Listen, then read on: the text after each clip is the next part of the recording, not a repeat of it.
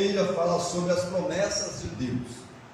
Nós vivemos em dias difíceis, pois, infelizmente, muitas pessoas ouvem as promessas de Deus e compara com promessa de homens.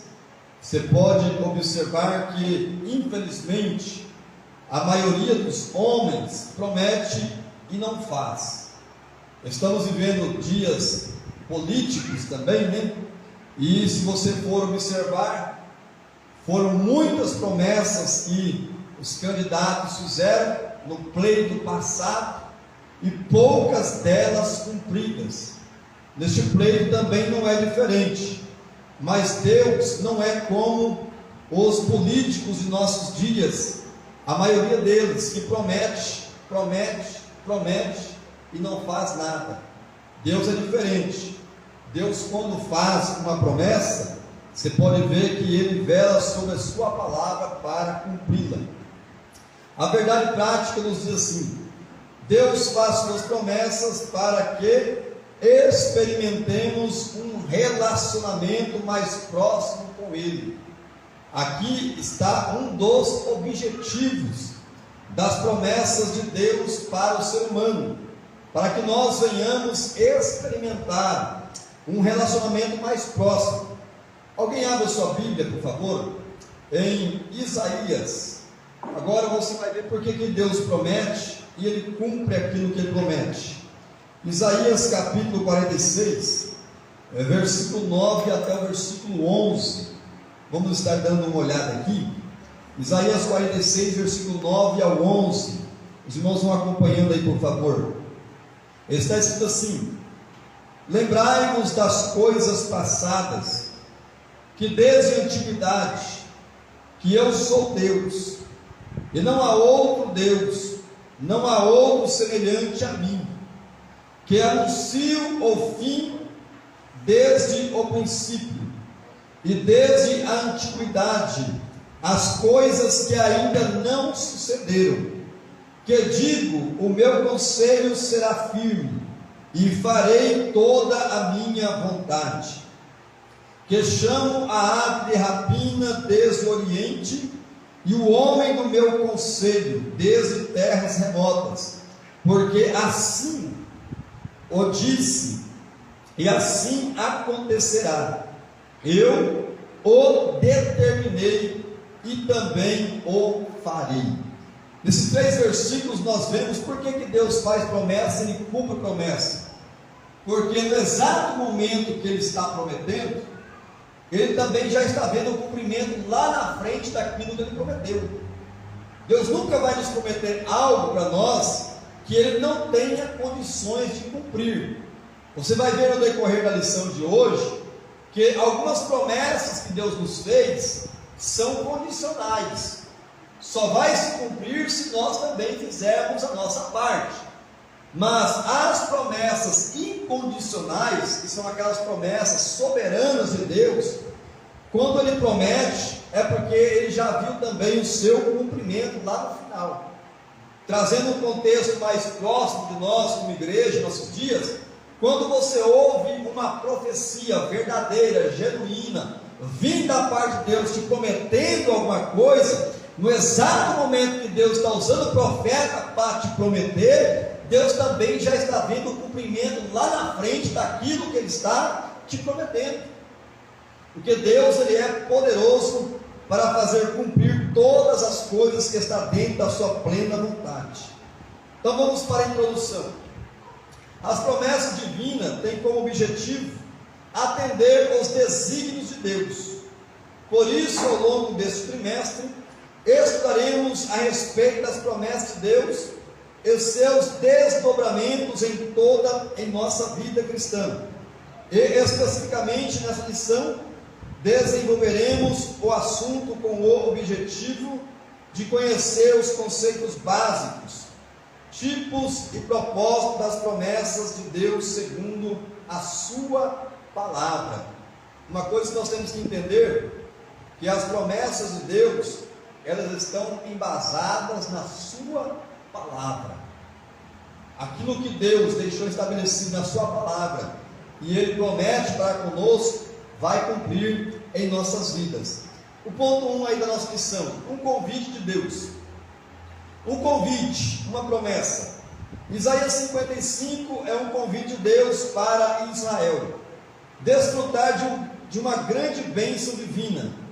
É uma promessa maravilhosa de redenção. Aqui o poder da palavra de Deus é destaque.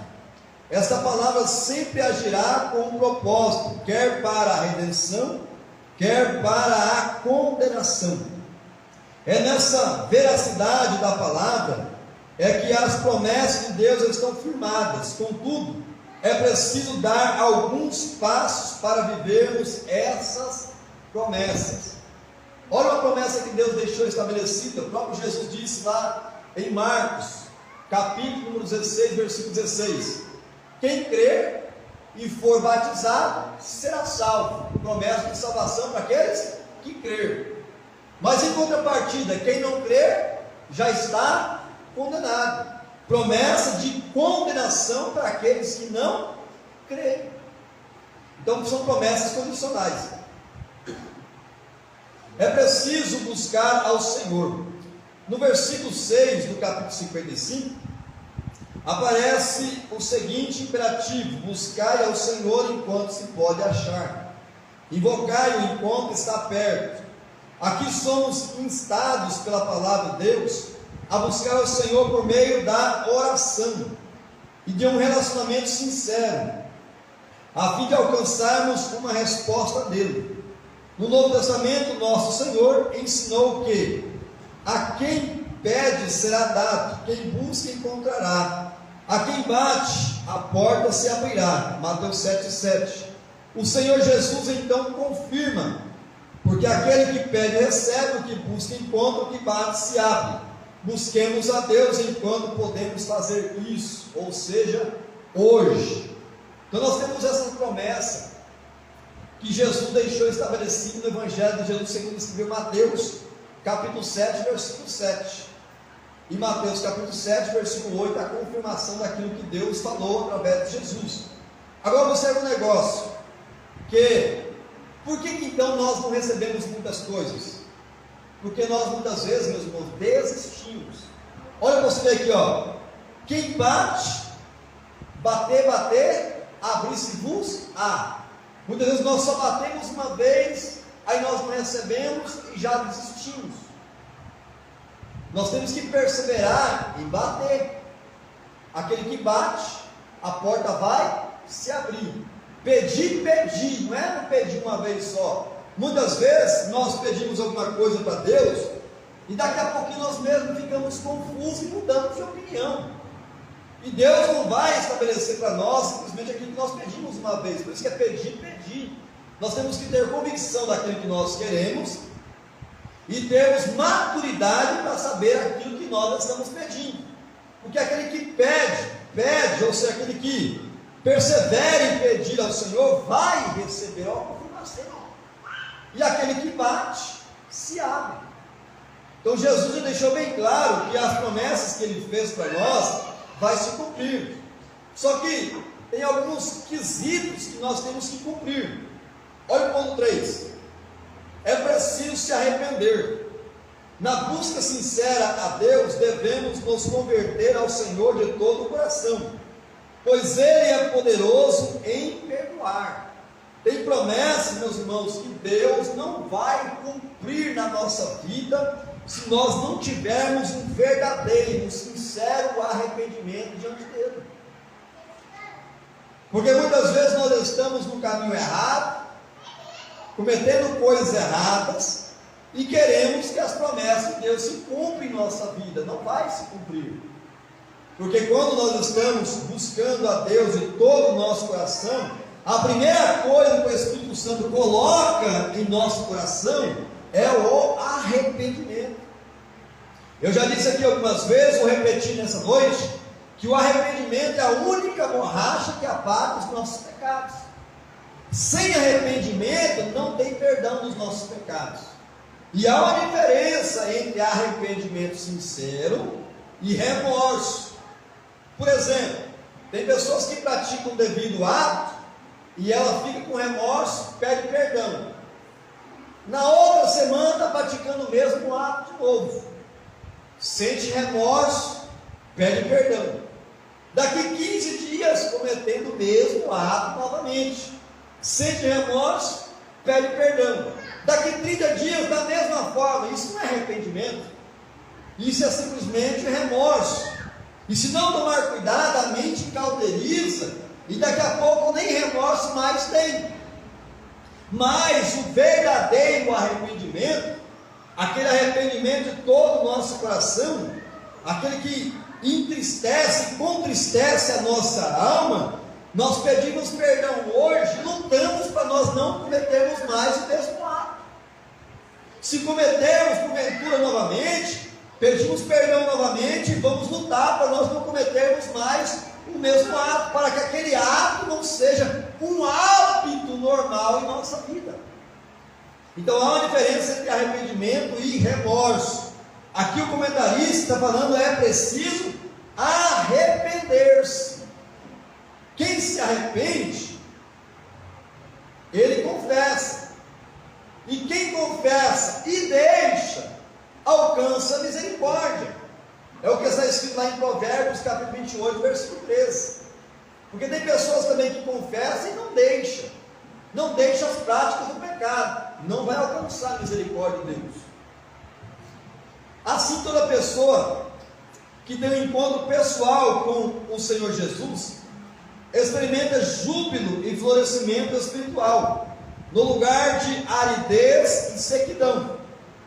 Há gloriosas promessas de Deus para o povo que teve um encontro verdadeiro com Ele por meio de Jesus, o nosso Senhor.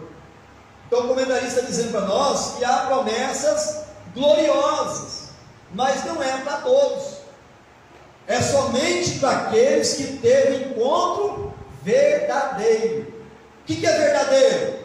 Ao contrário de falso. O que é verdadeiro? Ao contrário de falsificado. E quem tem o verdadeiro encontro com Jesus, experimenta o perdão de Deus, recebe a paz do seu interior. Essa paz traz consigo duas coisas: júbilo, que é alegria, e florescimento espiritual. A pessoa é renovada, a pessoa é alegre na presença de Deus. Outras pessoas até podem o acusar, mas elas sabem muito bem que nenhuma condenação há para aqueles que estão em Cristo Jesus, o nosso Senhor. Por que ela vai experimentar esse júbilo e esse florescimento? Por causa do encontro verdadeiro com Cristo. Quem tem uma vida espiritual árida e seca, é porque não teve ainda o encontro com Jesus. Se teve, o abandonou no meio da caminhada. Quando você vê pessoas que estão na igreja secas, vivendo uma aridão, pessoas esturricadas, que não tem nada para nos oferecer, não tem água para nos dar, é sinal que a pessoa está precisando de um verdadeiro encontro com Jesus.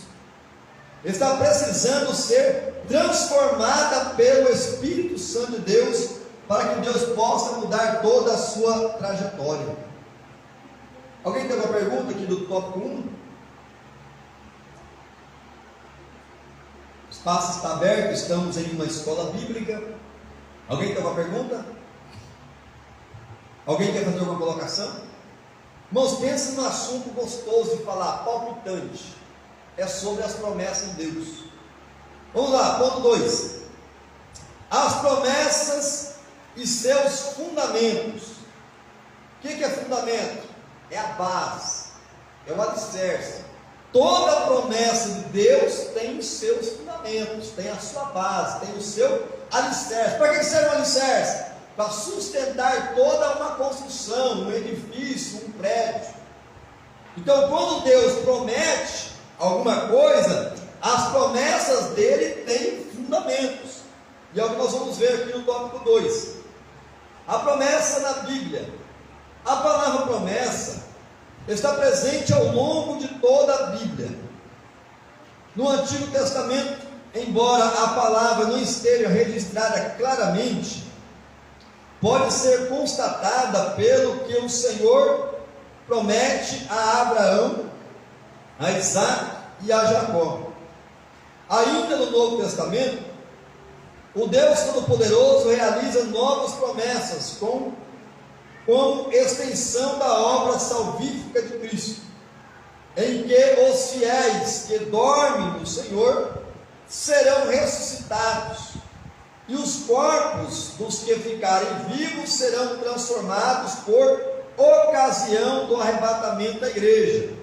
Portanto, afirmar que a palavra promessa refere-se ao ato ou efeito de Deus comprometer-se com alguém em relação a alguma coisa. Então aqui, o que está acontecendo hoje, muitas vezes, nos nossos dias? Que nós estamos trocando as promessas eternas pelas promessas temporárias.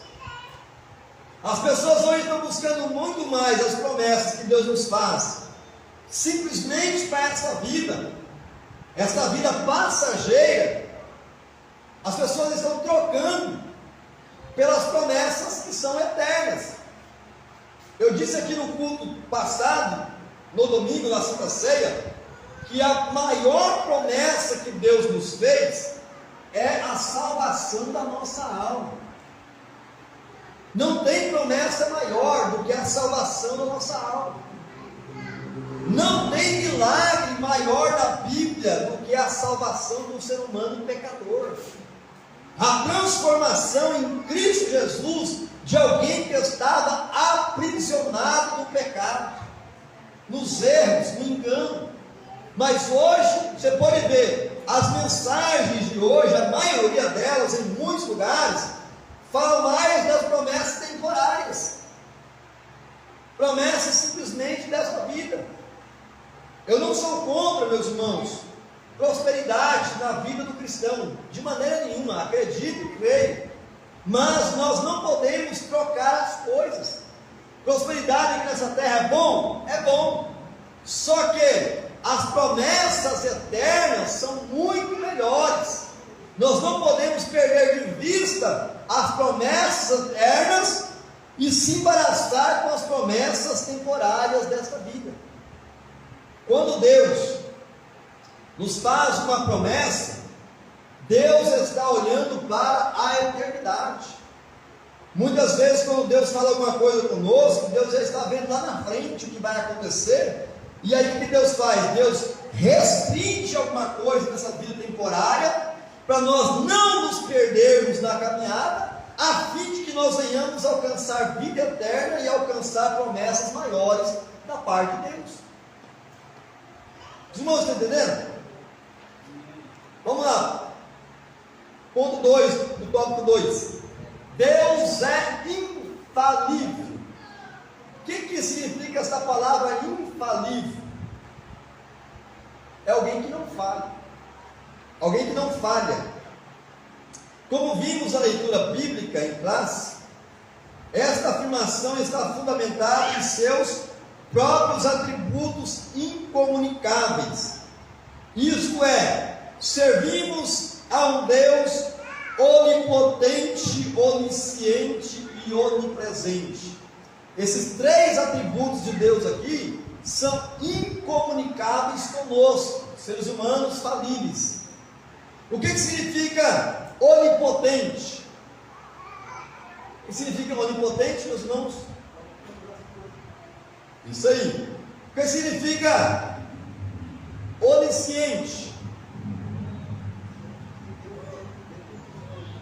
Conhecedor de todas as coisas. E onipresente? Está presente em todos os lugares, em todos os locais. Só Deus pode ter esses atributos.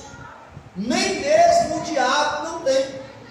O diabo não tem poder de ser onipotente. Você pode ver que ele está abaixo aí do poderio de Deus. Então ele não é onipotente. Ele também não é onisciente. Ele não conhece os nossos pensamentos. Ele não sonda os nossos corações. O diabo só sabe aquilo que sai da nossa boca ou que Ele observa nos nossos comportamentos do dia a dia. Eu aprendi na caminhada, meus irmãos, eu quero passar para os irmãos essa noite, a oração mais poderosa que nós fazemos diante de Deus é a oração que nós fazemos em pensamento. É aquela que o diabo não escuta, não vê nem o bocejo de nossa boca.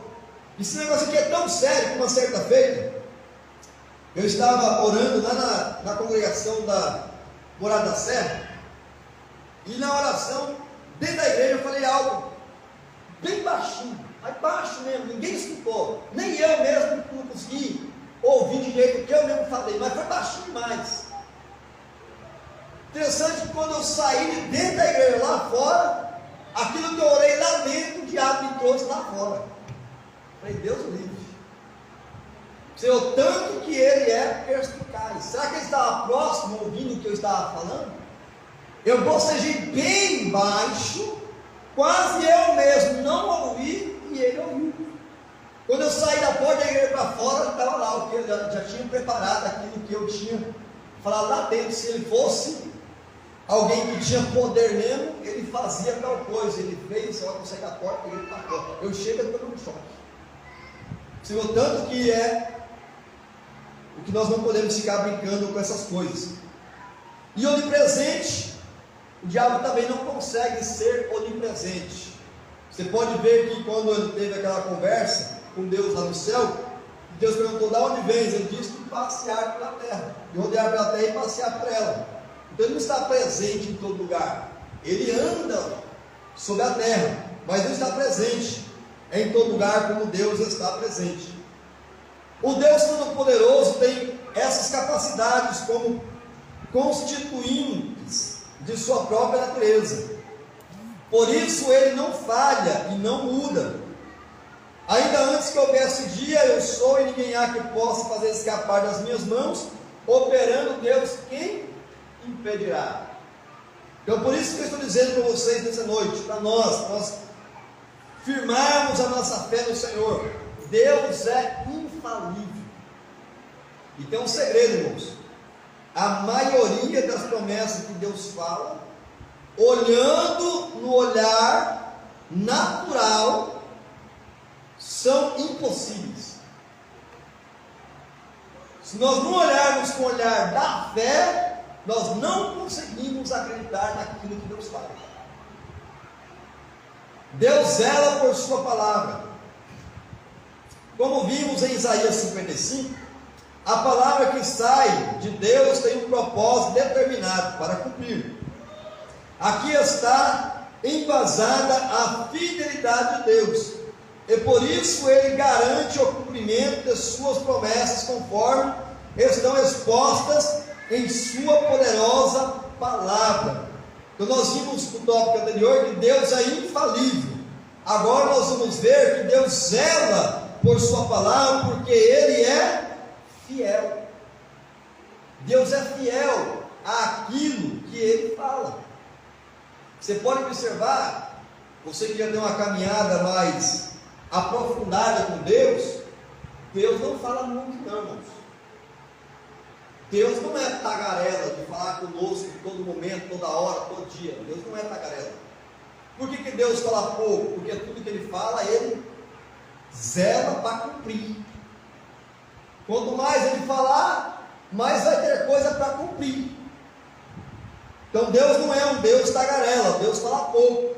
Você pode observar que tem dias que nós dobramos o joelho, isso acontece. Tiramos aí 1 hora de oração e nós não ouvimos nada de Deus. Só nós, muitas vezes falamos, colocamos seus pés nas nossas angústias, aflições, falamos com Ele o que está acontecendo. Tem vezes que nós tivemos 2 horas de oração e Deus não fala nada.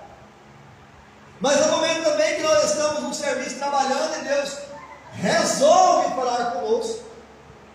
Ou estamos dirigindo, ou estamos andando de moto, ou estamos no trabalho e Deus resolve falar conosco. Então Deus, Ele não está limitado ao tempo. É Ele que escolhe o tempo que Ele vai falar conosco. Interessante que quando Deus fala conosco, Uma palavra de Deus muda toda a nossa história, irmãos. Eu não sei se você já passou por um dia de aflição, de angústia, de você indagar a Deus, questionar a Deus o que está acontecendo. Aí Deus fala simplesmente uma palavra ou uma frase só conosco. Aquela angústia vai embora, Deus resolveu a história simplesmente com poucas palavras. Por que isso acontece? Porque Deus é fiel. Deus é fiel. O profeta Jeremias, a respeito deste assunto, de como Deus cumpre a sua palavra, ainda veio a minha palavra do Senhor dizendo: que és que vês, Jeremias? E eu disse: vejo uma vara de amendoeira. E disse-me o Senhor: viste bem, por quê? Eu velo sobre a minha palavra para a cumprir. Você quer alcançar as promessas de Deus? Quem aqui quer alcançar as promessas de Deus na vida? É um segredo, é só andar conforme a palavra. Andou conforme a palavra, não tem jeito das promessas de Deus não se cumprir na nossa vida, porque Deus vela sobre a sua palavra para fazer cumprir na nossa vida. Então vale a pena nós obedecermos a palavra, mesmo que seja difícil, pois não é fácil obedecermos a palavra de Deus não, mas nós temos a garantia do cumprimento das promessas de Deus na nossa vida, no nome poderoso de Jesus. Alguém tem alguma pergunta? Quer fazer alguma colocação? Ninguém? Vamos então para o tópico 3. Tipos e propósitos das promessas de Deus. Aqui nós vamos entrar no assunto que muitas pessoas têm dúvidas, e nós vamos tirá-las nessa noite, em nome de Jesus. Vamos falar primeiro das promessas incondicionais. O que são promessas incondicionais? As promessas incondicionais são as que independem de circunstância, de tempo ou de atitude do destinatário. Por exemplo, a promessa do nascimento de Jesus proveniente de uma virgem, o local do nascimento de Jesus em Belém da Judéia, que Jesus seria chamado Emanuel, Deus conosco. Você pode observar que essas promessas que foram feitas foram promessas incondicionais, promessas que não dependiam do destinatário, se o destinatário ia fazer ou não, se obedecer ou não. Foram promessas que Deus fez incondicionais. E não há também somente estas, tem também as promessas proféticas que ainda não se cumpriram, que são incondicionais, mas que com absoluta certeza aguardamos seu cumprimento, tais como a promessa da ressurreição dos salvos em Cristo e a transformação dos vivos no arrebatamento da igreja, que está lá em 1 Tessalonicenses, capítulo 4, versículo 13 a 17.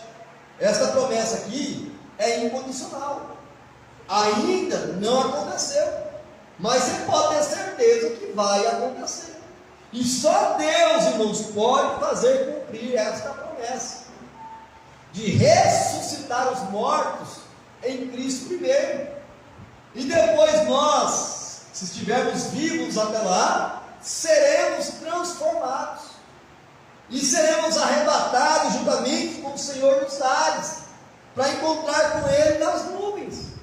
É uma promessa incondicional, não depende de mim, não depende de você para acontecer. Agora, o que depende de mim, o que depende de você, é nós permanecermos firmes em Cristo Jesus, para nós fazermos parte desta promessa, para que esta promessa venha cumprir na nossa vida. Então, se eu quiser, o arrebatamento vai acontecer. Se eu não quiser, vai acontecer do mesmo jeito.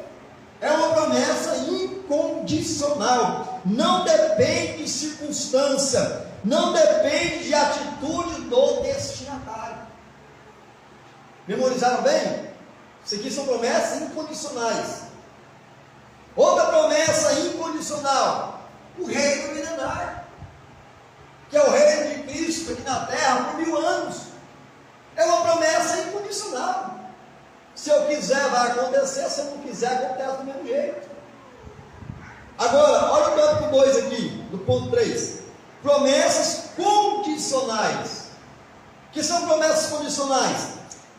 Diferentemente das promessas incondicionais, as condicionais dependem de circunstância, do tempo e da atitude humana para se cumprir ou não.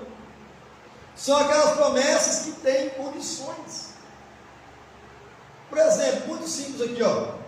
Vamos colocar aqui que essa aqui seja uma promessa de Deus. Aí eu estou bem aqui. Aí estou andando em direção àquela cadeira e Deus me promete que eu vou sentar-se nela. Essa promessa ela pode ser condicional. E se eu não quiser ir por rumo da cadeira e virar as costas, ao contrário, vai acontecer. Mas se eu continuar caminhando em direção dela, vai cumprir na minha vida. Sim ou não? É uma promessa condicional. Então, promessa condicional depende das nossas ações e atitudes. A promessa de salvação, por exemplo, é uma promessa condicional para nós. Se nós permanecermos firmes em Cristo, nós vamos alcançar a promessa, que é a salvação da nossa alma. Mas se nós quisermos abandonar a caminhada, virar as costas para Jesus e ir embora, a Bíblia diz que a alma do Senhor não se compraz àqueles que voltam à perdição. É uma promessa condicional. Então, promessas condicionais, elas são promessas que dependem da nossa atitude. Promessa de saúde plena ao povo de Deus. Aqui vamos ver aqui algumas promessas condicionais. Vamos lá. Promessa de saúde plena ao povo judeu eram condicionadas à obediência às ordenanças. Olha para você ver Deuteronômio capítulo 28. Você vai ver lá os primeiros versículos.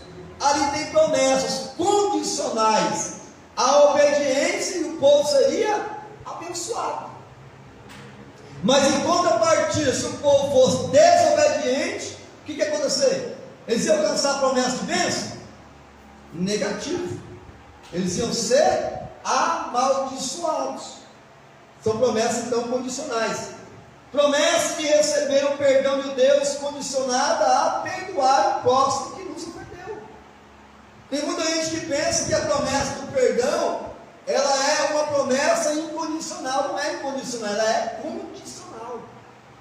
Se perdoardes aos homens as vossas ofensas, o vosso Pai Celeste vos perdoará. Condicional. Se nós perdoarmos, seremos perdoados. Se porém não perdoardes aos homens as suas ofensas, nem tampouco o vosso Pai Celeste vos perdoará. Condicional. Por isso que é muito sério a questão do perdão. Nós, para recebermos o perdão de Deus, temos que aprender a liberar perdão. Temos que aprender a liberar perdão. E quando é que vai ser necessário nós liberarmos perdão? É quando nós somos ofendidos. Não tem como nós liberarmos perdão para alguém se alguém não nos fez nada. Se alguém não nos feriu, não nos machucou, não nos maltratou. Se alguém não se levantou contra nós. Se alguém não brigou conosco. Se alguém não nos xingou. Se alguém não nos bateu muitas vezes. Se alguém não nos escarneceu, não zombou de nós. Então a promessa aqui do perdão, ela é uma promessa condicional. Promessa de permanecer no amor de Deus é uma promessa condicional. Nós só vamos conseguir permanecer no amor de Deus se guardarmos os mandamentos de Cristo. E se nós não guardarmos, nós não vamos permanecer no amor do Senhor. É uma promessa condicional. Ponto 3. O propósito das promessas de Deus. Quais são os propósitos? Ao longo da Bíblia percebemos diferentes propósitos para Deus cumprir suas promessas. O primeiro deles é o de Deus estabelecer uma aliança com o ser humano.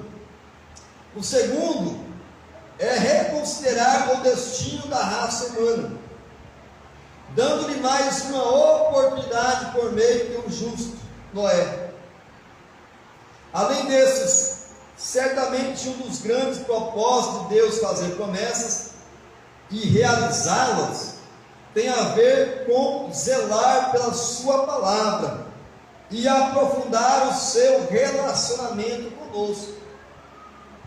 Você pode observar que quando Deus nos faz uma promessa e Deus cumpre a promessa na nossa vida, nós ficamos contentes, felizes, satisfeitos. O nosso grau de confiança para com Deus aumenta. É ou não é? Ou só eu que sou assim? Todas as vezes que Deus promete, Ele cumpre promessas na minha vida, está aprofundando o nosso relacionamento. Eu confio mais nele, porque Ele cumpriu aquilo que Ele falou. Assim, meus irmãos, somos todos nós. Nós nos sentimos bem quando Deus cumpre as promessas que Ele tem nos feito em nossa vida. Nós sentimos alguém importante, amado. Quando Deus cumpre a promessa, Ele também está demonstrando o seu amor para conosco, cuidando de nós, irmãos, nos mínimos detalhes da nossa vida. Então, quando experimentamos o cumprimento das promessas de Deus, temos a certeza inabalável de que Deus se relaciona conosco, e por isso não estamos sozinhos no mundo. Você pode ver que quando Deus cumpre as promessas da nossa vida, nós sentimos valorizados. Nós sentimos Deus cuidando de nós. Sentimos que nós não estamos sozinhos, irmãos. Eu não sei se você já enfrentou alguma luta, alguma adversidade muito grande, que é só Deus para resolver para você. E aí Deus foi e resolveu. Irmão, não tem sentimento melhor, mais plausível em nossa vida, porque quando nós estamos por aqui, angustiados, por aqui dependendo de Deus, e Deus nos faz uma promessa, e depois Ele cumpre aquilo que prometeu, nós nos sentimos que nós não estamos sozinhos, que tem um Deus que nos ama, que tem um Deus que guarda, que cuida de cada um de nós nos mínimos detalhes. Vamos para a conclusão.